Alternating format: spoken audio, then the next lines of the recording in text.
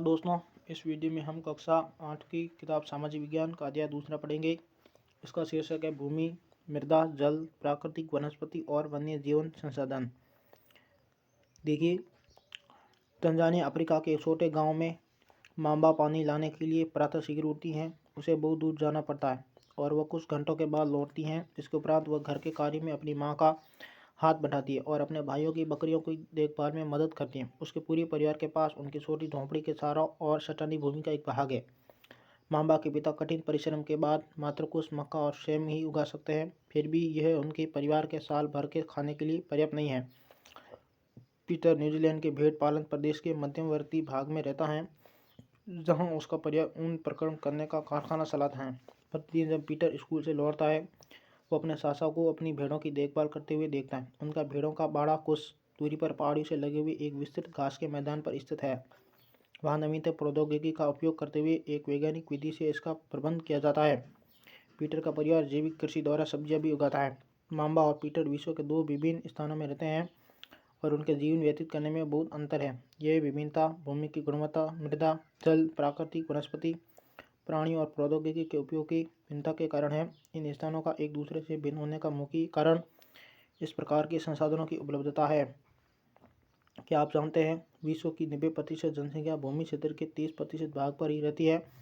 शेष 70% भूमि पर या तो विरल जनसंख्या है या वह निर्जन है। देखिए, भूमि सभी महत्वपूर्ण प्राकृतिक संसाधन में भूमि भी शामिल है।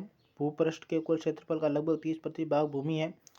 यही नहीं, इस थोड़े से प्रतिशत के भी सभी भाग आवास योग्य नहीं है। मुख्य भूमि और जलवायु के भिन्न भिन्न लक्षणों के कारण विश्व के विभिन्न भागों में जनसंख्या का वितरण असमान पाया जाता है। उबड़ खाबड़ स्थलाकृति, पर्वतों के तीव्र ढाल, जलाक्रांत, संभावित निम्न क्षेत्र, मरुस्थल क्षेत्र एवं वन सघन वन क्षेत्र सामान्य, विरल अथवा निर्जन है। उर्वर मैदानों और नदी घाटियों में कृषि के लिए उपयुक्त भूमि उपलब्ध है, इसलिए ये स्थान विश्व के सघन बसे क्षेत्र है।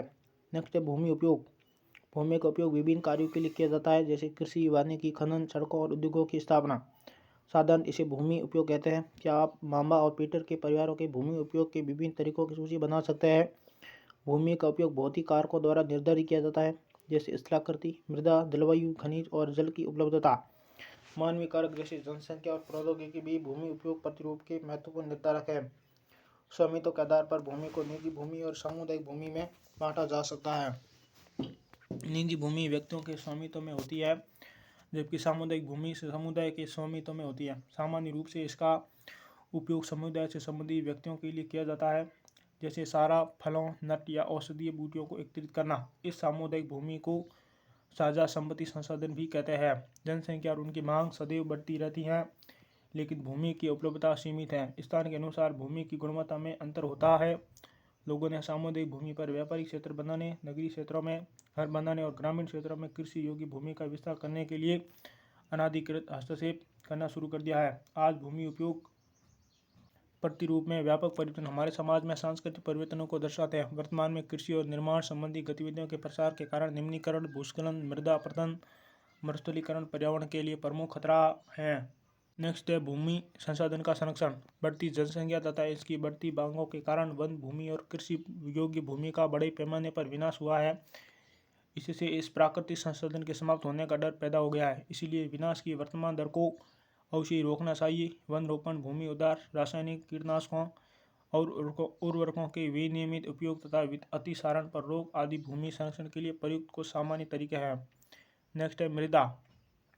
मृदा के पृष्ठ पर दानेदार कणों के आवरण की पतली परत मृदा कहलाती है। ये भूमि से निकटता से जुड़ी हुई है। इस तदरूप मृदा के प्रकार को निर्धारित करते हैं। मृदा का निर्माण चट्टानों से प्राप्त खनिजों और जैव पदार्थ तथा भूमि पर पाए जाने वाले खनिजों से होता है। ये अपक्षय की प्रक्रिया के माध्यम से बनती है। खनिजों और जैव पदार्थों का सही मिश्रण मृदा को उपजाऊ बनाता है। अब देखिए मृदा। ये डायग्राम देखिए मृदा का। सबसे पहले कह रहा है कि जनक, सेल, रंग, गठन, रासायनिक गुणधर्म, खनिज, मात्रा, पारगम्यता को निर्धारित करती है। दूसरे कह रहा है ऊर्जावश, तुंगता और ढाल मृदा के संचय को निर्धारित करते हैं। तीसरा जलवायु, तापमान, वर्षा, अपक्षय और ह्यूमस निर्माण की दर को प्रभावित करते हैं। उसके बाद है वनस्पति जात, प्राणी जात और सूक्ष्म जीव ह्यूमस निर्माण की दर को प्रभावित करते हैं। उसके बाद है समय, मृदा परिशोधिका की मोटाई को निश्चित करता है। आगे देखिए, आगे भूस्खलन। भूस्खलन क्या होता है? भूस्खलन को सामान्य रूप में सैल, मलबा या ढाल से गिरने वाली मिट्टी के बृहद संचलन के रूप में परिभाषित किया जाता है। ये प्राय भूकंप, बाढ़ और ज्वालामुखी के साथ घटित होते हैं। लंबे समय तक भारी वर्षा होने से भूस्खलन होता है। ये नदी के प्रवाह को कुछ समय के लिए अवरुद्ध कर देता है। नदी अवरुद्धता के अचानक फूट पड़ने से निचली घाटियों के आवासों में विध्वंस आ जाता है। पहाड़ी भूभाग में भूस्खलन एक मुख्य और विस्तृत रूप से फैली प्राकृतिक आपदा है जो प्राय जीवन और संपत्ति को आघात पहुंचाती है और चिंता का एक मुख्य विषय है।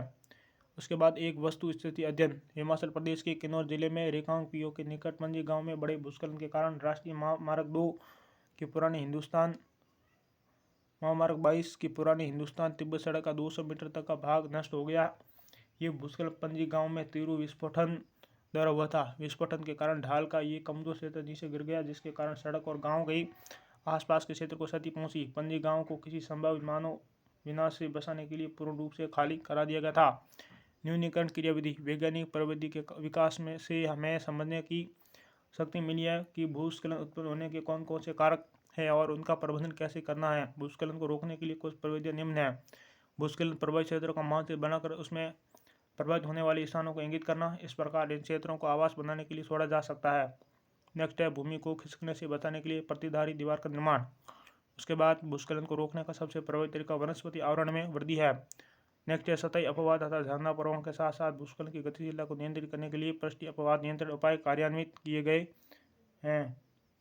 उसके बाद में मृदा निर्माण के कारक। मृदा निर्माण के मुख्य कारक जनक, शैल का स्वरूप और जलवाहिक कारक है। मृदा निर्माण के अन्य कारक स्थलाकृति, सेव पदार्थों की भूमिका और मृदा निर्माण के संगठन में लगा समय है। अलग अलग स्थानों में ये भिन्न भिन्न है। उसके बाद में मृदा का निम्नीकरण और संरक्षण के उपाय। मृदा अपरदन और शीर्णता मृदा संसाधन के लिए दो मुख्य खतरे हैं। मानवीय और प्राकृतिक दोनों ही कारकों से मृदाओं का निम्नीकरण हो सकता है। मृदा के निम्नीकरण में सहायक कारक वनोन्मूलन, अतिसारण, रासायनिक उर्वरकों और कीटनाशकों का अत्यधिक उपयोग, वर्षा दोहन, भूस्खलन और बाढ़। मृदा संरक्षण की कुछ विधियां निम्न प्रकार है। आगे मल्च बनाना। पौधों के बीच अनावरित भूमि जैव पदार्थ जैसे घास फूस से ढक दी जाती है। इससे मृदा की आर्द्रता रुकी रहती है। नेक्स्ट है वेदिका फार्म। सोडे, समतल, सोपान अथवा वेदिका तीव्र ढालों पर बनाए जाते हैं ताकि सपाट सतह फसल उगाने के लिए उपलब्ध हो जाए। इनसे पृष्ठीय प्रभाव और मृदा अपरदन कम होता है। नेक्स्ट है समुद्र रेखीय जुताई। एक पहाड़ी ढाल पर समुद्र रेखाओं के समांतर जुताई ढाल से नीचे बहते जल के लिए एक प्राकृतिक अवरोध का निर्माण करती है। उसके बाद है रक्षक मेखला। तटीय प्रदेशों और शुष्क प्रदेशों में पवन गति रोकने के लिए वृक्ष कतारों में लगाए जाते हैं ताकि मृदा आवरण को बचाया जा सके। नेक्स्ट है समुद्र रेखीय रोधिकाएं। समुद्र रेखाओं पर रोधिकाएं बनाने के लिए पत्थरों, घास, मृदा का उपयोग किया जाता है। रोधिकाओं के सामने जल एकत्र करने के लिए खाइयां बनाई जाती हैं। उसके बाद देखिए चट्टान बांध। ये जल के प्रवाह को कम करने के लिए बनाए जाते हैं। ये नालियों की रक्षा करते हैं और मृदा क्षति को रोकते हैं। नेक्स्ट है बीज की फसल उगाना। वर्षा दोहन से मृदा को सुरक्षित रखने के लिए अलग अलग समय पर भिन्न भिन्न फसलें एकांतर कतारों में उगाई जाती हैं।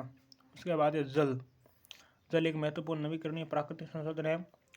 भूपृष्ठ का 3/4 भाग जल से ढका है, इसलिए इसे जल ग्रह कहना उपयुक्त है। लगभग 3.5 अरब वर्ष पहले जीवन आदि महासागरों में ही प्रारंभ हुआ था। यद्यपि आज भी महासागर पृथ्वी की सतह के 2/3 भाग को ढके हुए हैं और विविध प्रकार के पौधों और जंतुओं को मदद करते हैं। महासागरों का जल लवणीय है और मानवीय उपयोग के लिए उपयुक्त नहीं है। अलवण जल केवल 2.7% ही है। इसका लगभग 70% भाग बर्फ की चादर और हिमालयों के रूप में अंटार्कटिका, ग्रीनलैंड और पर्वतीय प्रदेशों में पाया जाता है। अपनी स्थिति के कारण यह मनुष्य की पहुंच के बाहर है। केवल 1% अलवण जल उपलब्ध है और वह मानव उपभोग के लिए उपयुक्त है। ये भूमजल, नदियों और झीलों में पृष्ठीय जल के रूप में तथा वायुमंडल में जल वाष्प के रूप में पाया जाता है। इसलिए अलवणीय जल पृथ्वी का सबसे अधिक मूल्यवान पदार्थ है। पृथ्वी पर जल न बढ़ाया जा सकता है और न घटाया जा सकता है। इसकी कुल मात्रा स्थिर रहती है। इसकी प्रचुरता में विविधता प्रतीत होती है क्योंकि यह वाष्पीकरण, वर्षण और वहाँ की प्रक्रियाओं द्वारा महासागरों, वायु, भूमि और पुनः महासागरों में सक्रण द्वारा निरंतर गतिशील है। जैसा कि आप जानते हैं कि जल चक्र कहते हैं मनुष्य जल की बड़ी मात्रा उपयोग न केवल पीने और धुलाई में ही करता है वरन उत्पादन प्रक्रिया में भी करता है।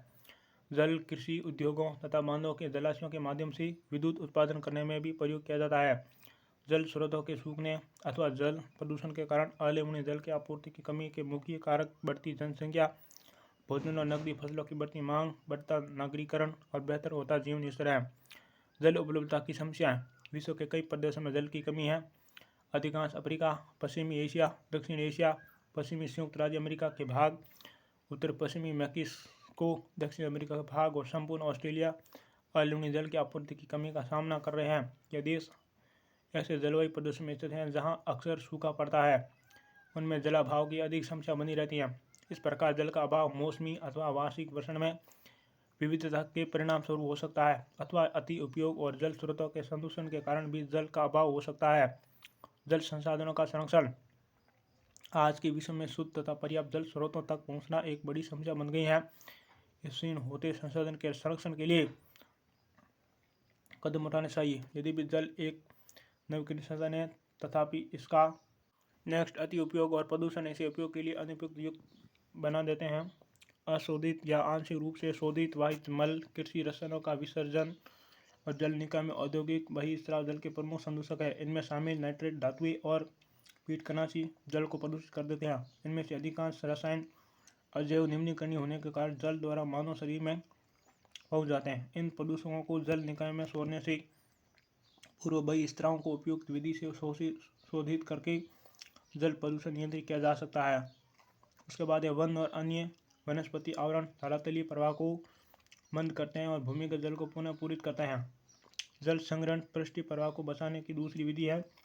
जल रिसाव को कम करने के लिए खेतों को सिंचित करने वाली नहरों को ठीक से पक्का करना चाहिए। रिसाव और वाष्पीकरण से होने वाली जल क्षति को रोकने के लिए क्षेत्र की स्प्रिंकलरों से सिंचाई करना अधिक प्रभावी विधि है। वाष्पीकरण की अधिक दर वाले शुष्क प्रदेशों में सिंचाई की ड्रिप अथवा टपकर विधि बहुत उपयोगी होती है। सिंचाई की इन विधियों को अपनाकर बहुमूल्य जल संसाधन को संरक्षित किया जा सकता है। नेक्स्ट है प्राकृतिक वनस्पति और वन्य जीवन। देखिए, स्कूल के बच्चे हस्तशिल्प प्रदर्शनी में घूम रहे थे। प्रदर्शनी की वस्तुएं देश के भिन्न भिन्न भागों से एकत्रित की गई थी। मोना ने एक थैला हाथ में उठाया और उत्साह से कहा, ये एक सुंदर हैंड बैग है। अध्यापिका ने कहा, हाँ, ये जूट से बना है। क्या आप उन टोकरियों, दीप सत्रों और कुर्सियों को देखते हैं? ये बेंत और बांस की बनी है। भारत के पूर्वी और उत्तर पूर्वी आंध्र प्रदेशों में बांस प्रचुर मात्रा में पैदा किया जाता है। जैस्मी रेशमी स्कॉर्प देकर उत्साहित थी। ये खूबसूरत स्कॉर्प देखो। अध्यापिका ने स्पष्ट किया कि रेशम कीटों से प्राप्त किया जाता है, जो शहतूत के पेड़ों पर पाले जाते हैं। बच्चे समझ गए कि पौधे हमें अनेक विभिन्न उत्पाद प्रदान करते हैं, जिनका उपयोग हम अपने दैनिक जीवन में करते हैं। उसके बाद ये प्राकृतिक वनस्पति और वन्य जीवन केवल स्थलमंडल, जलमंडल और वायुमंडल के बीच जुड़े एक संकरे क्षेत्र में ही पाए जाते हैं, जिसे हम जैवमंडल कहते हैं। जैवमंडल में सभी जीवित जातियां जीवित रहने के लिए एक दूसरे से परस्पर संबंधित और निर्भर रहती है। इस जीवन आधारित तंत्र को पारितंत्र कहते हैं। वनस्पति और अन्य जीवन बहुमूल्य संसाधन हैं।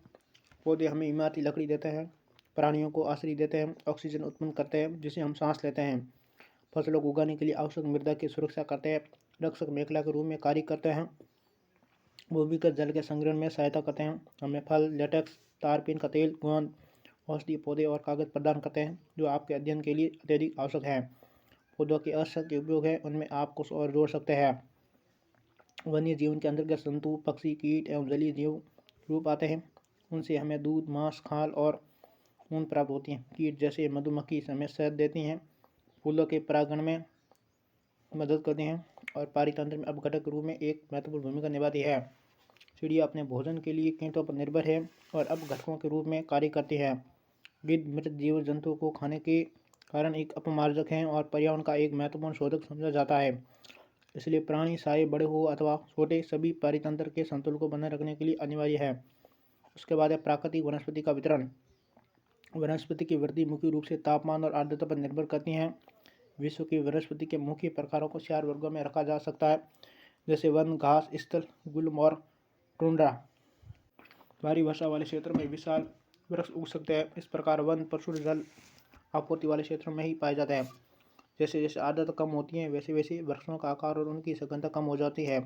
सामान्य वर्षा वाले क्षेत्रों में छोटे आकार वाले वृक्ष और घास उगती है, जिससे विश्व के घास स्थलों का निर्माण होता है। कम वर्षा वाले शुष्क प्रदेशों में कंटीली झाड़ियाँ एवं गुल्म उगते हैं। इस प्रकार के क्षेत्रों में पौधों की जड़ें गहरी होती हैं। वाष्पोत्सर्जन से होने वाली आर्द्रता की हानि को घटाने के लिए इन पेड़ों की पत्तियां कांटेदार और मोमी सतह वाली होती हैं। शीत धूरी प्रदेशों की टुंड्रा वनस्पति में मांस और लाइकेन सम्मिलित है। पिछली 2 शताब्दियों में विश्व में जितने लोग थे इस समय उनसे कहीं अधिक लोग हैं। बढ़ती जनसंख्या के पोषण के लिए फसलों को उगाने के लिए वनों के विशाल क्षेत्रों से वृक्ष काट दिए जाए हैं। विश्व भर में वनों का आवरण तेजी से समाप्त हो रहा है। इस बहुमूल्य संसाधन के संरक्षण की तुरंत आवश्यकता है। नेक्स्ट है प्राकृतिक वनस्पति और वन्य जीवन का संरक्षण। वन हमारी संपदा है। पौधे जंतुओं को आश्रय प्रदान करते हैं और साथ ही पारितंत्र को भी अनुरक्षित करते हैं। जलवायु में परिवर्तन और मानव हस्तक्षेप के कारण पौधों और जंतुओं के प्राकृतिक आवास नष्ट हो सकते हैं। बहुत सी जातियाँ असुरक्षित अथवा संकटापन्न है और कुछ लुप्त होने के कगार पर है। वनोन्मूलन, मृदा अपरदन, निर्माण कार्य, दावानल और भूस्खलन में से कुछ मानव और प्राकृतिक कारक हैं जो मिलकर इन महत्वपूर्ण प्राकृतिक संसाधनों के लुप्त होने की प्रक्रिया को बढ़ावा देते हैं। आज की मुख्य चिंताओं में से एक अनाधिकार शिकार करने की संख्या का बढ़ना है, जिससे कुछ खास प्रजातियों की संख्या में तेजी से कमी आई है। पशु खाल, चमड़ा, नाखून, दांत और पंखों के साथ साथ सींगों के एकत्रीकरण और गैर कानूनी व्यापार के लिए जंतुओं का अनाधिकार शिकार किया गया है। इनमें से कुछ जंतु चीता, शेर, हाथी, ब्लैक बक, मगरमच्छ, दरियाई घोड़ा, हिम तेंदुआ, शुतुरमुर्ग और मोर है।